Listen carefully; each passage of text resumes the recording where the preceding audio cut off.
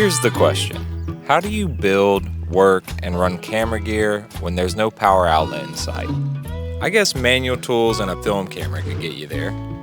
But if you're looking for something a little more modern and a whole lot more freeing, this setup might be just what you need. This video is sponsored by Dabbsson. They sent me the 1000L and paid me for my time to test it and make this video, but as always, you're getting my honest opinion based on how I've actually been using it. Hey y'all, I'm out here today working on my shed to tiny home conversion, and I wanted to give you my first impressions on the Dabbsson 1000L portable power station. Now, this isn't a long-term review, it's just what I've seen after a couple weeks of regular use. But if you're off-grid, into weekend projects, maybe like car camping, or you're just looking for a backup power system, then stick around. I'm gonna walk you through what this unit can do and where it might fall short. If you've been around the channel for a while, you know I've been running a semi-permanent power setup in my truck camper. It runs the fridge, the heater, the fan, everything I need to live light and free on the road. That setup let me chase down the kind of life I wanted. Simple, creative, and rooted in the kind of freedom you only get from unstructured time outdoors. But once I started on the shed, which is very much version 2 of that lifestyle, I needed something more portable, something that could keep up with daily work. That's where the 1000L came in. This unit is a 1008 watt-hour lithium iron phosphate battery, which is plenty for a few days of light use or a couple hours with high draw appliances. It's rated for over 4,000 charge cycles and it has a 10-year lifespan, so it's built to last. Inverter and ports. It has an inverter capable of 12,000 watt continuous output with a 2400 watt surge. Power boost mode lets you run select devices up to 1800 watts temporarily. That's great for appliances that spike on startup. For ports, we have 2 AC outlets, which I use for tool batteries, one high output 100 watt USB-C, which I use for my laptop, one 30 watt USB-C, which I use for camera equipment, and 2 USB-A ports, again for camera equipment. I have a 12 volt car outlet, which I have used occasionally to power my fridge, plus a DC 5521 plug. Honestly, it's the only one that I don't use. It also has an LED light with a low, high, and SOS setting. On the back we have the AC power input and an XT60 power input for solar and car charging.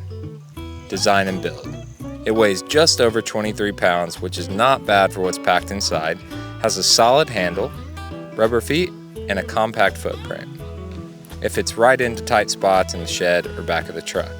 The display is clean and shows everything you need, input, output, and remaining time. Charging options. You can recharge it with AC or wall power, the cigarette outlet in your vehicle, or with up to 600 watts of solar. I've been using Dabbsson's very sleek 210 watt portable panel, and in full sun, it's been plenty to keep things topped off. But if I need a full recharge fast, I plug it into the wall and go from 0 to 80 in under 50 minutes. Now, with that said, it's worth noting that the fan is audible at that charging speed, but I think it's a fair trade-off for such fast charging. Smart features.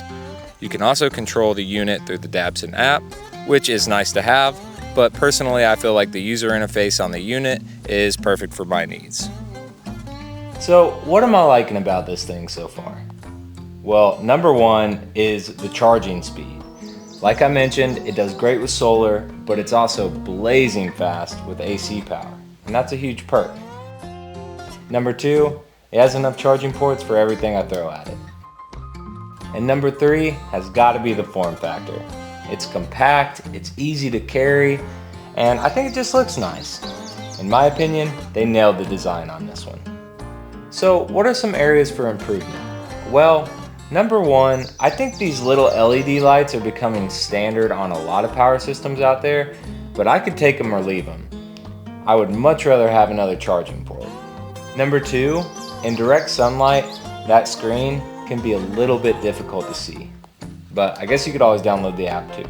And number three, if there was any way to make it a little bit quieter when charging with AC power, that would be awesome. But I'm kind of nitpicking here because it's really not that bad, and I guess that's a trade-off for having something that charges so quickly. So who's this for? Well, if you're car camping a lot, you like doing weekend projects, or you're living off grid and you want a portable backup power station for charging smaller items, then this thing covers a lot of ground. However, if you're running higher power demand items, maybe like a corded circular saw, a microwave, a heater, then in that case, it may be worth checking out some of Dabbsson's larger units. But for my needs right now, this thing is perfect. And as for first impressions, it seems like a really capable unit. I'll keep using it on a regular basis and follow up with you guys in a few months for a long-term update. Anyway, that's it for this one. If you have questions, drop them in a comment below. I'll do my best to help you out. And as always, if you liked it, like it. And if you really liked it, come along for the ride, because I got a lot more headed your way. I'll see you next time.